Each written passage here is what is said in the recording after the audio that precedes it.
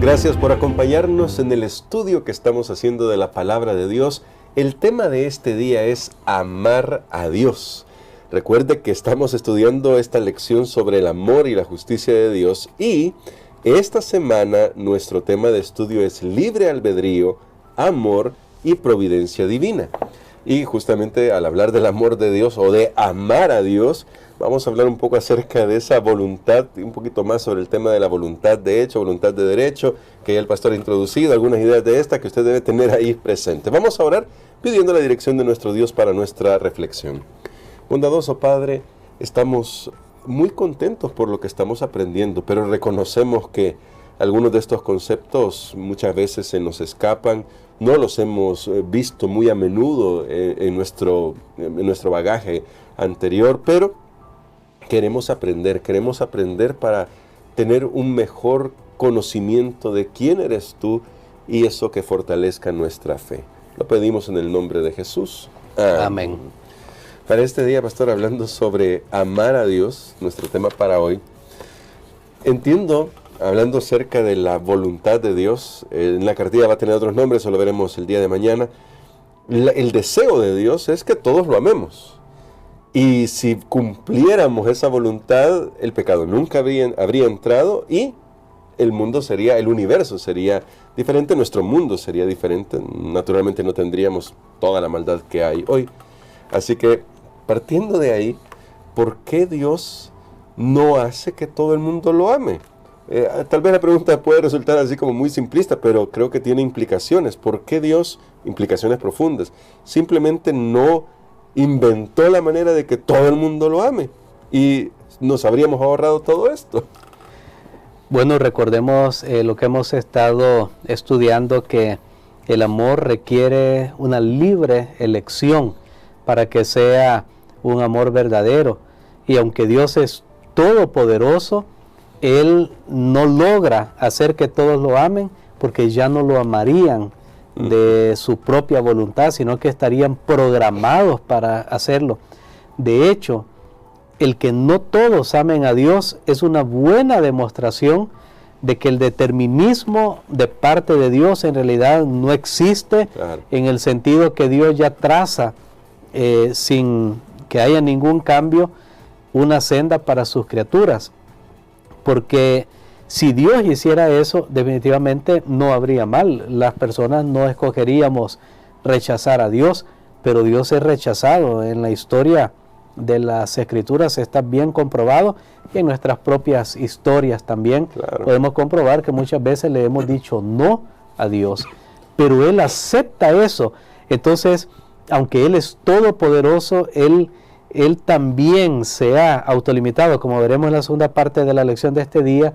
Él también se ha autolimitado por el bien de sus criaturas, en el sentido de que ellos aprendan a amar y a obedecer voluntariamente. Amén. Que es lo que Dios hizo en el Edén.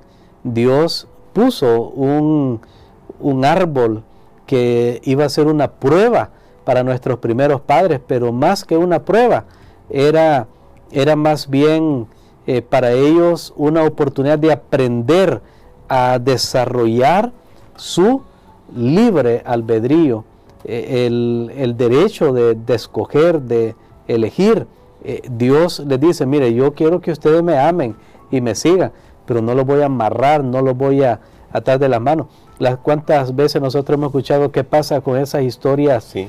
Cómo terminan trágicas, esas historias de alguien que quiere que una persona esté a la fuerza, a la par, no, y no te puedes ir de mi lado nunca, y no puedes ver a otra persona, y tienes que estar conmigo siempre, si no estás conmigo mi mundo se acaba, y nosotros vemos que esas historias terminan trágicas. Sí. Imagínense, eso es un escenario pequeño, sí, micro. Ahora imaginémonos si Dios fuera así. Realmente Dios no sería amor. Para comenzar, Dios no podría ser amor porque el amor no es egoísta, no está pensando en si lo aman a Él o no. El amor no tiene envidia, no tiene celos, el amor no es inseguro. Cuando una persona duda, bueno, y ¿será que me están amando o no me están amando? No puede dar todo, porque nos pasa, incluso si nosotros dudamos que Dios no nos ama, entonces, o que nos ama poquito tal vez, no como Él ha dicho que su amor es grande. Entonces, ¿cómo vamos a entregar nuestro tiempo, recursos, energía, talentos a Él si no sabemos cuál va a ser el resultado final? Creo que por razones que nosotros apenas comenzamos a entender, Dios ha visto necesario que solo por amor puede el amor fluir y ser una realidad en nuestro mundo. Eso que ha dicho Pastor me lleva justamente a reflexionar. Quizá a veces no terminamos de hacer una entrega completa a Dios porque todavía no reconocemos su grande amor por nosotros. Cuán grande es el amor de Dios por nosotros. Pero justamente en este sentido, Pastor, la Biblia nos deja claro que, usted puede leer los textos que están en la lección, Dios no miente, Dios tiene un plan, Dios tiene proyectos, y como la Biblia dice que Dios no miente y Él es fiel, aunque nosotros seamos infieles. ¿Cómo deberíamos entender estos textos a la luz de que respeta nuestra libertad de amarlo o no? Hago la pregunta porque quisiéramos saber cómo Dios tiene que lidiar en la esfera que nosotros podamos comprender con el hecho de que Él va a mantener sus promesas, su plan para el universo, con seres que lo rechazan. Bueno, en esta parte de la lección realmente creo que es algo extraordinario que podemos considerar de Dios, porque estamos hablando que entonces Dios, como le otorga a sus criaturas libertad de elección, entonces lo que resulte de lo que sus criaturas hacen, pues es muy diverso y muy variado. Y entonces Dios hace promesas a esas criaturas basado en los resultados de las elecciones que han hecho por tener libertad, y entonces Dios mismo tiene que autorrestringirse, y esto es algo que hemos estado ahora analizando a raíz de esta lección. Entonces, aunque Dios tiene todo el poder, Dios se autolimita a esa promesa que ha hecho. Vamos a poner un ejemplo, para poner un ejemplo muy, muy real. Tenemos en la Biblia que después del diluvio, cuando Noé salió del arca y su familia, Dios hizo una promesa, un pacto. Esto era un pacto. Y Dios dijo, nunca más yo voy a destruir la tierra por un diluvio. Nunca más.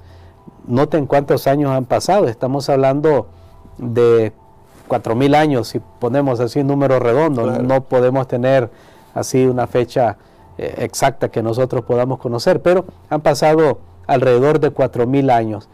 En esos 4,000 años Dios se ha autolimitado en que no va, aunque Él es todopoderoso, y si un día Él dice, no quiero que la tierra se inunde otra vez, no, ya no podría, porque Él ya hizo una promesa.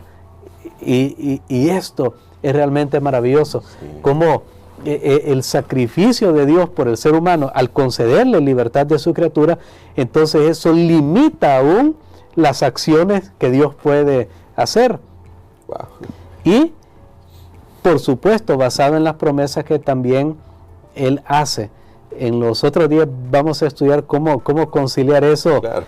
Que no es que Dios ahora lo toma por sorpresa, no, es que recordemos que hay otros términos más que vamos a estar estudiando esta semana, pero por ahora podemos considerar, hermano Gerson, que si nosotros nos diéramos cuenta que el poder más grande que tenemos como seres humanos es la libertad de elegir, y si fuéramos bien conscientes de eso, de nuestras decisiones y las consecuencias que esas decisiones llevan, yo creo que nosotros pensaríamos mucho mejor las cosas, y habría como resultado menos caos, menos dolor y menos sufrimiento en este mundo. Pero miren hasta dónde llega Dios, y yo lo dije uno de estos días, cuando Dios le da libertad a sus criaturas es en serio. Sí. No es que le voy a dar libertad un poquito y no, Dios está hablando en serio.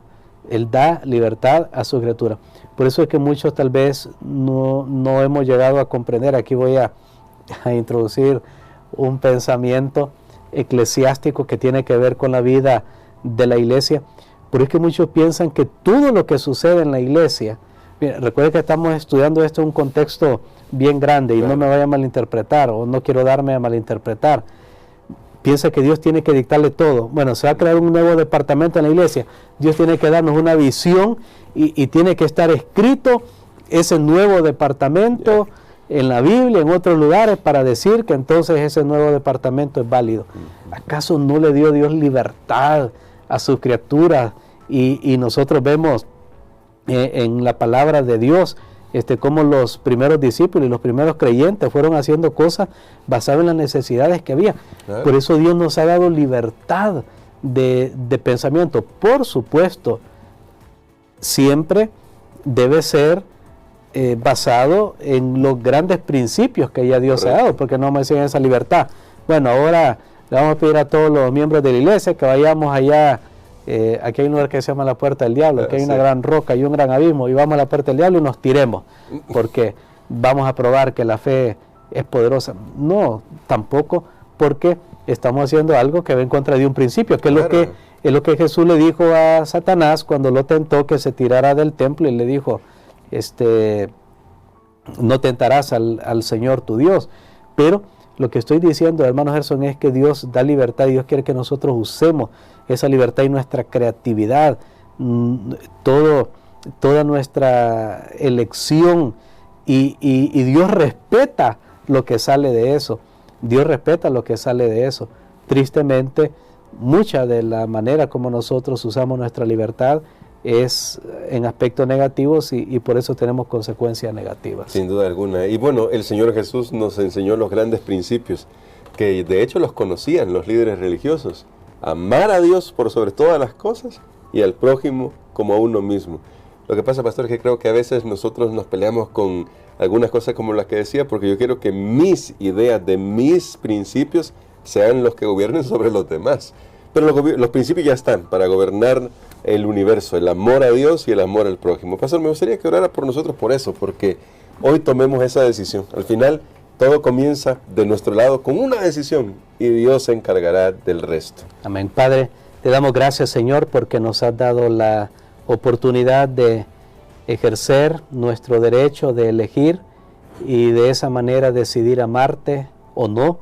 Pero nosotros decidimos amarte, Señor. Amén. Porque hemos visto en nuestras vidas y en el registro sagrado que has dejado, que es tu palabra, que tu camino siempre es el mejor. Gracias, Señor, porque nos ayudas, nos sostienes, a pesar de que muchas veces no seguimos ese camino.